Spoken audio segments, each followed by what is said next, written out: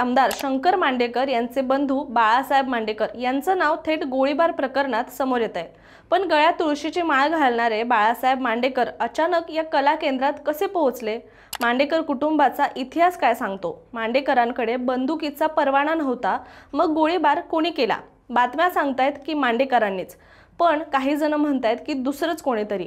चला तर याबद्दलच सविस्तर जाणून घेऊयात। नमस्कार, मी रामेश्वरी आणि तुम्ही पाहताय कट टू कट। वखारी गावातल्या न्यू अंबिका कला केंद्रात सोमवारी रात्री 11:11च्या सुमारास गोळीबार झाला।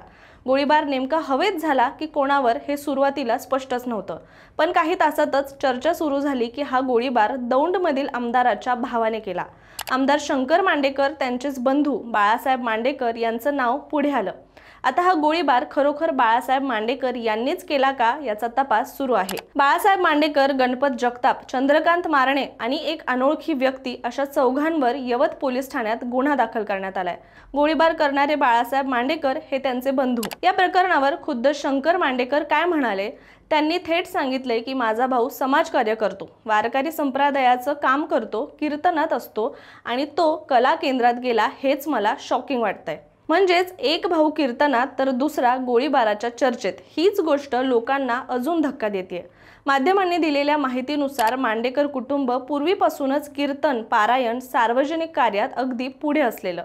आमदार शंकर मांडेकर आणि त्यांचे बंधू बाळासाहेब मांडेकर दोघेही वारकरी संप्रदायाचे। धार्मिक कार्यक्रम असो की पारायण, दोघेही हजेरी लावतातच। बाळासाहेब मांडेकर यांचा वीट भट्टीचा व्यवसाय असल्यामुळे त्यांचे अनेक मित्र आहेतच असंही समोर आलंय। मग त्या दिवशी नेमकं काय झालं? बाळासाहेब मांडेकर आपल्या मित्राला भेटायला गेले होते आणि तिथूनच अंबिका कला केंद्र गाठलं, पण त्या ठिकाणी सुरू असलेला कार्यक्रम संपेना म्हणूनच चिडून हवेत गोळीबार झाल्याचं बोललं जात आहे। पण मोठा प्रश्न अजूनही अनुत्तरित आहे। हा गोळीबार खरंच बाळासाहेब मांडेकरांनीच केला का की कोणी दुसरं? रिव्हॉल्वर साफ करत असताना गोळी उडाली हे त्यांच्या जवळच्या लोकांनी सांगितले।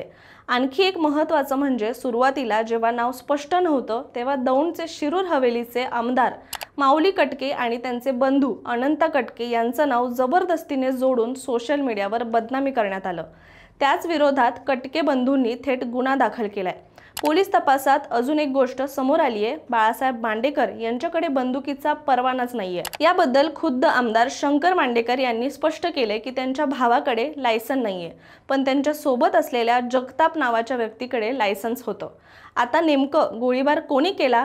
जगतापांचं शस्त्र वापरलं गेलं का? दोष कुणाचा? हे सगळं तपासात स्पष्ट होईल। पण गळ्यात तुळशीची माळ घालणाऱ्या, वारकरी संप्रदायाचं काम करणाऱ्या शंकर मांडेकरांचे बंधू बाळासाहेब मांडेकर यांचं नाव अशा प्रकरणात आल्यानंतरच गावभर चर्चा सुरू झाली आहे। मात्र या सगळ्याबद्दल तुम्हाला काय वाटतं? आम्हाला कमेंट करून नक्की सांगा आणि कट टू कटला सबस्क्राईब करायला विसरू नका।